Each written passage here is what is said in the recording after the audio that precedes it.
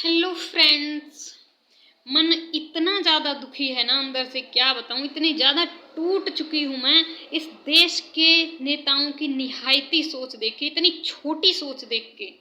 इतना गुस्सा आ रहा है अंदर से कि ये क्या जारी कर रहे हैं, अपनी अपनी रिपोर्ट दिखा रहे हैं कि बेटियों को, देश की गरीब बेटियों को उनकी शादी के लिए 1-1 लाख रुपए देंगे। ये असली मायने में बोलें तो आप कह सकते हैं कि उनको ये भीख देंगे।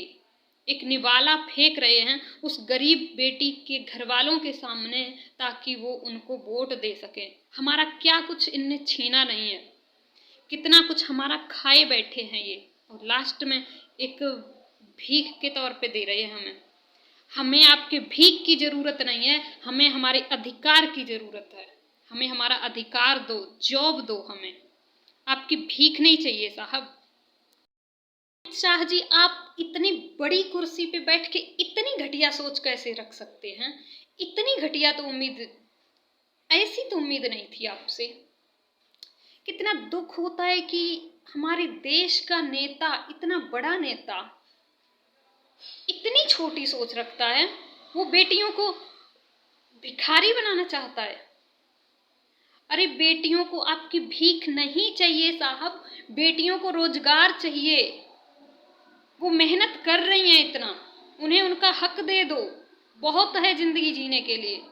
देश मजबूत होगा, अमन शांति होगी, उनकी आर्थिक स्थिति अच्छी होगी। वो भीख नहीं कि आप उनकी जिंदगी बर्बाद कर दो तहस नहस करके, फिर बोलो कि शादी के लिए 1 लाख रुपए दोगे आप।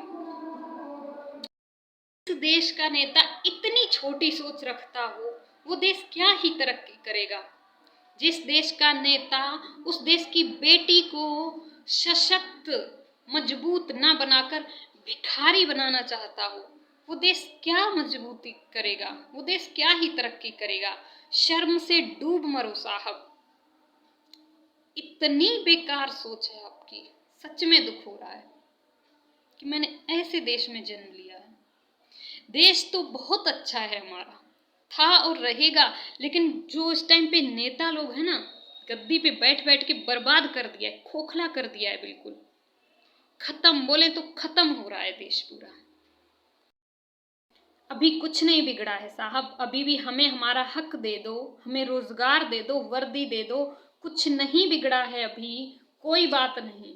बहुत टाइम गया, दुख तो हुआ, पर कोई बात नहीं। लेकिन ना, इतनी छोटे छोटी सोच वाले बयान देना बंद कर दो, थोड़ी शर्म बची है तो।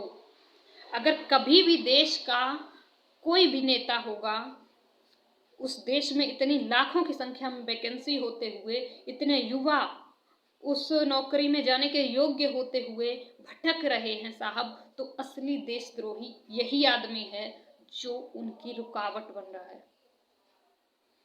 सिर्फ अमित शाह जी के एक ऑर्डर से हो सकता है सब कुछ, और पैसा, सैलरी, कुछ भी उन्हें अपनी जेब से नहीं देना पड़ेगा। फिर भी वो नहीं कर रहे हैं, तो आप सोचिए असली देशद्रोही कौन है? यही हुए ना। लेकिन गरीब जनता नहीं समझ पाएगी ना साहब कि आप उनकी बेटियों को शादी के लिए 1 लाख रुपए दे रहे हैं।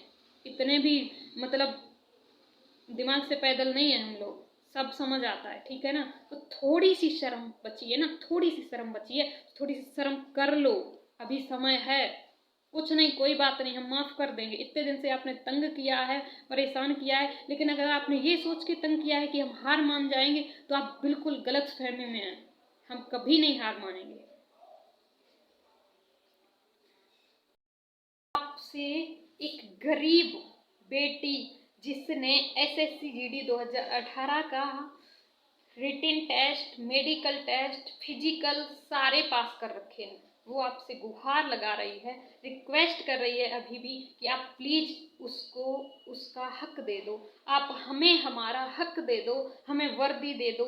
हमें आपकी भीख की जरूरत नहीं है, हमें आपकी भीख नहीं चाहिए। इस देश की बेटी को भीख नहीं चाहिए साहब, उसे उसका हक दे दो। देश बहुत मजबूत हो जाएगा, बहुत आगे तक जाएगा। आप हमें भिखारी ना बनाएं, हम भिखारी नहीं हैं, हम योग्यता रखते हैं। हमें हमारी योग्यता का मतलब हक दे दो, ज्वाइनिंग दे दो, अधिकार दे दो हमें। प्लीज अमित शाह जी, थोड़ी शर्म है ना तो हमें हमारा हक दे दो, भीख नहीं।